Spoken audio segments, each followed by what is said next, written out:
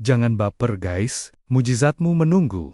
Naaman, seorang perwira besar yang dihormati, namun menderita kusta. Kisah ini menjadi peringatan kuat tentang bagaimana kesombongan dan rasa tersinggung atau offense itu dapat hampir menghancurkan rencana Tuhan. Hampir kehilangan mujizat karena tersinggung. Ketika Naaman datang kepada Nabi Elisa, ia berharap perlakuan khusus. Setidaknya Nabi itu keluar sendiri, menumpangkan tangan, atau menunjukkan kehormatan yang sesuai dengan jabatannya. Tetapi Elisa justru mengirim utusan, hanya menyampaikan pesan, "Pergilah, mandilah 7 kali di sungai Yordan."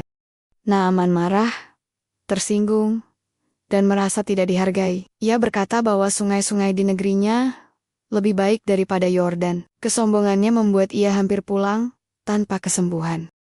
Kesombongan memisahkan kita dari pertolongan Tuhan. Kesombongan dan offense adalah jebakan rohani yang terlihat kecil, tapi berbahaya.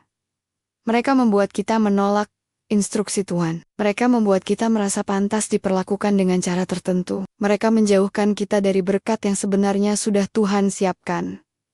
Naaman hanya perlu satu hal sederhana.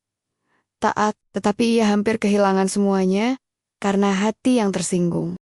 Mujizat terjadi saat hati merendah. Ketika para pelayannya menegur dengan lembut, Naaman akhirnya merendahkan diri dan taat. Dan saat ia turun ke sungai Yordan dan mandi 7 kali, kulitnya dipulihkan seperti anak kecil. Sederhana, tidak spektakuler, tetapi itulah jalannya Tuhan. Pelajaran buat kita. Kadang bukan setannya kuat, kadang bukan jalannya buntu. Kadang kitanya aja kekencangan gengsi. Tuhan bisa pakai hal kecil, orang biasa, momen sederhana, untuk bawa perubahan besar. Tugas kita cuma satu, jangan baper, tapi taat. Sisanya, Tuhan yang kerjain. Kisah Naaman mengingatkan, tolak rasa tersinggung, tolak kesombongan.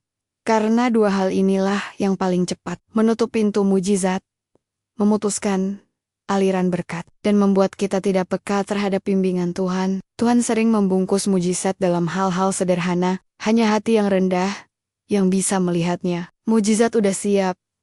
Jangan sampai mental tersinggungan dan kesombongan bikin kita pulang sebelum waktunya. Jadi jangan baperan ya guys. Mujizatmu menunggu. Amin.